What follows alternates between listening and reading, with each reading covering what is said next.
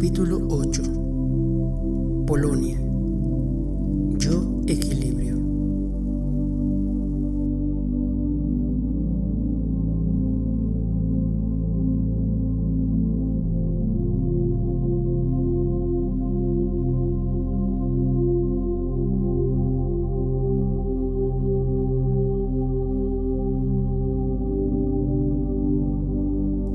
Desde mi ventana los veía caer, lentos y acolchonados, como si poseyeran vida propia. Algunos se pegaban al vidrio impulsados por una suave corriente de aire. Entonces me acercaba lo más posible para observar sus formas. Todos eran perfectos, pero diferentes unos de los otros. Me preguntaba cómo podía ser aquello.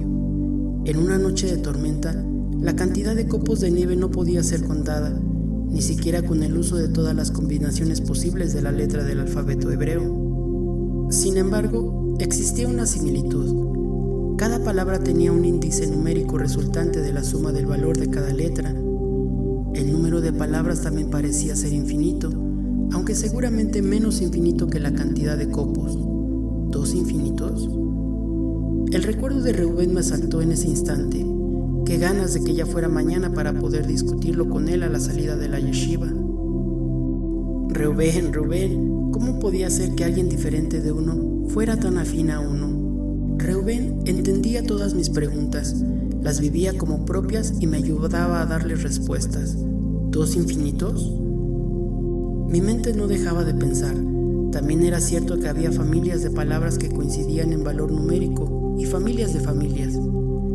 Había que agradecer a los grandes rabinos y cabalistas haberse pasado vidas enteras contando y haciendo combinaciones de las palabras de la Torah por el legado que nos dejaron. Leer la Torah con gematría era como penetrar a otro universo y entenderlo. Si las palabras pertenecían a las familias, los copos no. Me acerqué más a la ventana y allí estaban. Algunos eran más parecidos que otros y ciertamente podía uno abstraerse de sus formas diferentes, componentes comunes, algo así como su geometría global.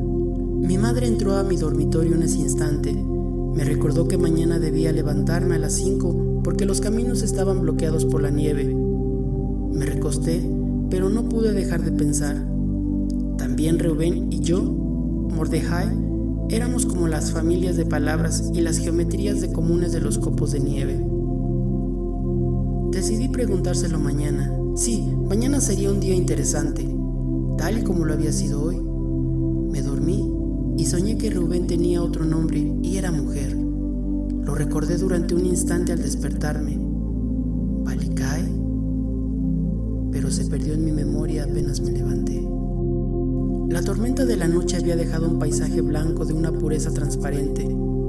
Me enfundé mis guantes, me puse mis botas y un abrigo de piel, y seguido por mi perro, eché a andar en dirección a la yeshiva. Sabía que Reuben estaría haciendo algo similar, aunque su casa estaba situada en el otro extremo del pueblo. La yeshiva ocupaba una cabaña de madera que todas las mañanas nos acogía junto con otros estudiantes y nuestro maestro, el rabino de la comunidad. Hacíamos el rezo matutino y después, durante horas, nos dedicábamos a leer pasajes del Talmud y a discutirlos. Nuestra mente buscaba argumentos y nuestro espíritu versículos de la Torah para poder defenderlos. En ocasiones se nos encendía la pasión al entrar en un desacuerdo complejo. Cada uno discutía a gritos defendiendo su posición y el rabino intentaba mediar entre nosotros, pero sin mucho éxito. A las 2 de la tarde interrumpíamos para comer y durante ese lapso Reuben y yo aprovechábamos para conversar. Compartí con él mis pensamientos acerca de los copos de nieve y sus relaciones con la gematría. Reuben me dijo que a mis observaciones les hacía falta un marco de referencia más general que pudiera englobarlas y darles dirección. Lo cuestioné acerca de la misma y él se quedó pensando un instante, adoptando su postura característica. Se acarició la oreja derecha y me contestó muy serio. La pregunta es acerca de cómo se activa el significado. Yo me entusiasmé. Por supuesto, le dije radiante. Esa es la pregunta esencial. Nos enfrascamos en una discusión deliciosa a partir de allí. Según Reuben, todo lo que acontecía reflejaba la existencia de un orden trascendental en el cual no existe el azar. Dependía de la capacidad de ver, la posibilidad de hallar ese orden y así asignarle un significado a los eventos y a las palabras. La más mínima acción podía ser vista como representante de un patrón trascendental, y cuando eso se lograba, la vida adquiría un sentido íntegro. En cambio, cuando una acción se percibía aislada y en forma concreta, se perdía su significado, puesto que se le desligaba del patrón global. Yo le dije que por detrás de sus palabras se escondía la consideración de que todo lo que acontece es perfecto y absolutamente determinado, y que estaba de acuerdo con ello. Me miró con una sonrisa y continuó.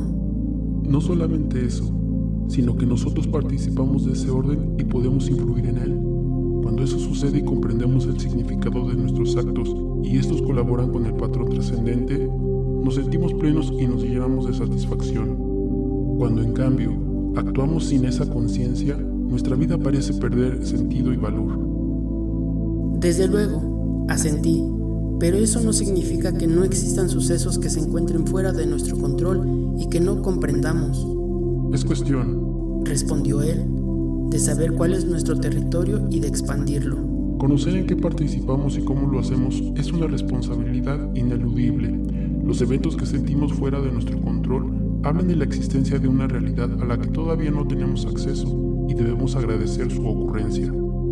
Sin embargo, dije yo, a veces nos asustamos y el miedo nos invade. El miedo refleja una falta de fe, afirmó Reuben enfáticamente, y no es válido desde ningún punto de vista. El rabino nos interrumpió en ese instante, invitándonos a continuar con el Talmud. A las 5 de la tarde empezó a oscurecer y todos regresamos a nuestras casas. Me despedí de Reuben, sintiendo que lo admiraba y quería. Al día siguiente la misma secuencia de acontecimientos se repitió, pero nada era igual que ayer. Al vestirme recapitulé mi diálogo con Reuben y me di cuenta que muchos de mis actos los pasaba por alto, sin pensar en su significado. Porque, por ejemplo, me calzaba la bota derecha antes de la izquierda, o por qué miraba en una dirección y no en otra. Si yo participaba del orden global, cada movimiento de mi cuerpo afectaba, en una forma u otra, los acontecimientos y más me valía ser consciente de mi participación en ellos. Ese día, la discusión con Reuben acerca del lenguaje y de cómo también podía ser o no significativo. Existen instrumentos que ayudan a entender, me dijo Reuben con el ceño fruncido, como la gematría. Tú podrías transformar cada una de mis palabras en un valor numérico y seguramente hallarías aspectos comunes que de otra forma no percibirías. Cuando cada palabra, continuó diciendo, es pronunciada desde el significado, el lenguaje se vuelve un arte sublime. En cambio, cuando se deja salir de lo que se dice sin ese significado, entonces se pierde el sentido o se manifiesta una repetición concreta. Eso también era cierto. Pensé para mí sin expresarlo, pero qué fastidioso debe ser transformar todo eso en números. Reuben me reclamó mi silencio y me pidió expresar mis pensamientos, pero yo sentí que no tenían altura y me dio pena hablar. Ante su insistencia, le dije lo que pasaba por mi mente y él se rió a carcajadas. Por supuesto que no es necesario hacer eso, me dijo cuando acabó con una risa que a mí me produjo una mezcla de vergüenza y coraje. ¿No te das cuenta? Me reclamó. Que eso lo hacemos naturalmente como si en nuestra cabeza poseyéramos un mecanismo de traducción. El problema es que a veces la maquinaria tiene piezas sueltas o desgastadas y es allí necesario utilizar un instrumento externo. Pero cuando todo funciona bien, no es necesario usar más que lo que naturalmente se da. El rabino había oído nuestra discusión y en ese momento nos interrumpió. Precisamente para que funcione bien, utilizamos el estudio del Talmud, y por eso se inventaron las yeshivot. Los tres nos reímos y así penetramos a la cabaña. Al día siguiente sentí que una presencia invisible me acompañaba. Era lógico pensar que no estábamos solos y que lo que venía a nuestra mente como pensamientos originales provenía de seres más avanzados que nosotros, que nos ofrecían su ayuda. Planteé la cuestión durante la mañana, aprovechando un comentario talmúdico, y todos se me quedaron viendo con una expresión de extrañeza en sus rostros. Estás todavía muy joven para penetrar en esos misterios. Me reconvino el rabino cuando se despidió de mí. Ten cuidado, me dijo con una expresión seria en su rostro. A partir de ese día, me comenzaron a suceder cosas muy extrañas.